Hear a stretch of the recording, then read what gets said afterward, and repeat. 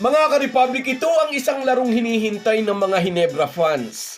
Ngayong gabi, tatangkain ng Gin Kings na sungkitin na ang isang upuan sa semifinals.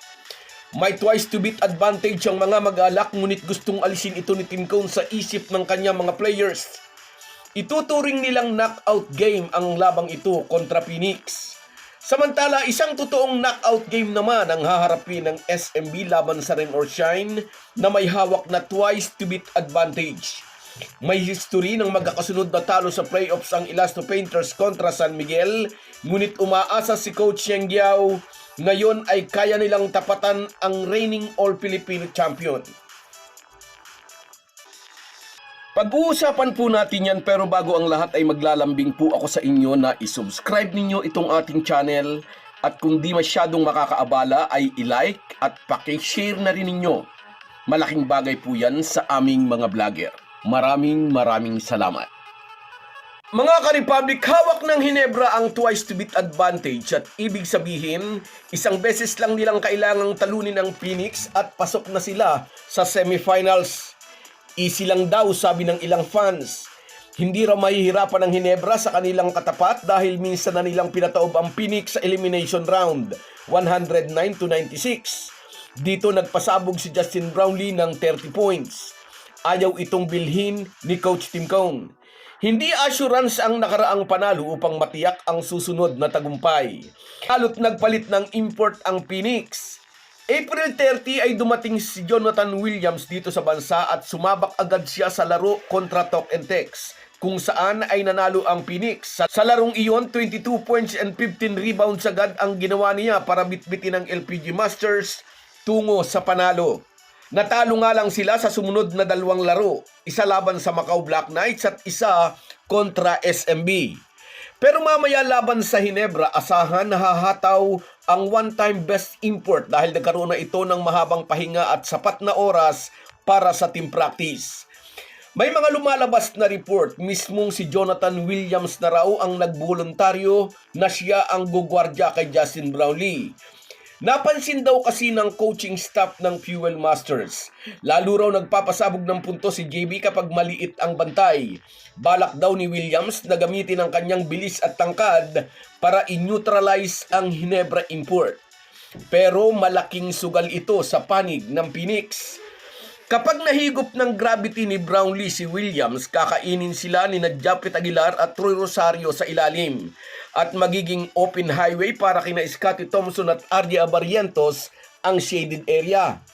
Nariyan pa sina Norbert Torres at Isaac Go. Number 2, kahit gustuhin ni Williams na bantayan si Brownlee, isang hard screen lang at pwedeng nasa harap na si Brownlee ng mas maliit na bantay. Asahan natin na muling pagsasabayin ni Coach Tim Cone ang bilis at talino ni Scottie Thompson at RJ Abarientos. Kapag uminit ang dalawang ito, mahihirapan ang mga guards ng Phoenix na makasabay sa takbuhan, lalo't game time decision pa si Richie Rivero. Kaya ng nais mangyari ng Hinebra coach, ayaw na raw nilang magkaroon pa ng rubber match. Kung inaabangan ng bakbakang Hinebra Phoenix, aabangan din ang paghaharap ng Rain or Shine at San Miguel. Kung ayaw na ni Tim Cone na magkaroon pa ng rubber match kalaban ng Phoenix, ito naman ang target ng SMB. Hawak ng Rain or Shine ang twice to beat laban sa magsiserbisa. Isang panalo na lang ang kailangan ng mga bataan ni Coach Yeng Guiao para makasalta sa semifinals. Ngunit alam ni CYG kahit sila ang may hawak ng twice to beat, hindi ito magiging madali para sa kanyang team. Tulad ng dati ng problema, malaking sakit ng ulo ang ibibigay sa kanila ni Junmar Fajardo. May mahusay ding import ang ROS sa katauhan ni Jalen Johnson, pwede nitong tapatan si Benny Boatwright. Ngunit laging babalik sa isang malaking tanong, sino ang tatapat kay Junmar Fajardo? Kahit nga sa All-Filipino parang may import ang San Miguel, nasasabi ito ng maraming coach. Mabuti na lang mayroon kaming twice to beat advantage. At least may dalawa kaming chance para itry kung paano sila tatalunin, sabi na lang ni Coach Yeng Guiao.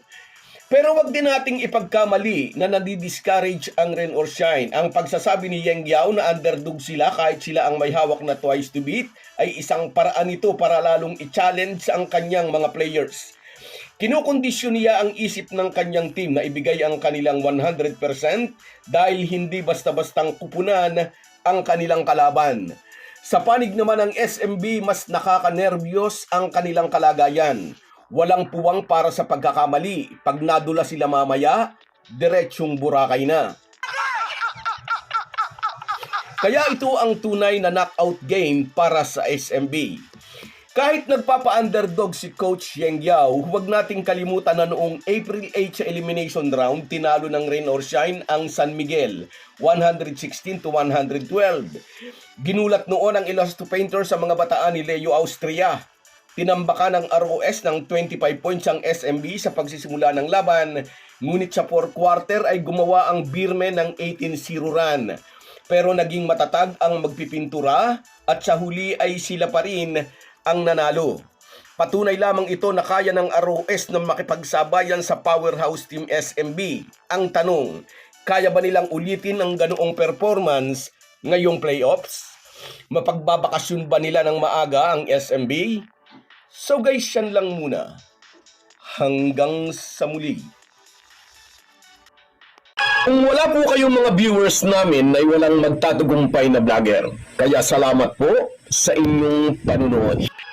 Shoutout sa iyo, Oscar Parahinog. Mula sa Las Piñas, tumira ako dyan sa may CEA, Camachili Street.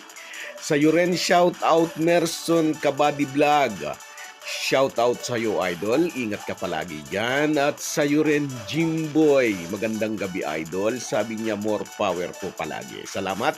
At sa iyo rin, Cecilio Tenorio. Excuse me. At sa iyo rin, shoutout Norman Flores. Shoutout Idol, lagi kang nariyan. At sa iyo rin, Sahara Higia. Good luck sa team natin. At sa iyo rin, shoutout Borlagatan Donald mula sa Singapore. Salamat sa inyong lahat.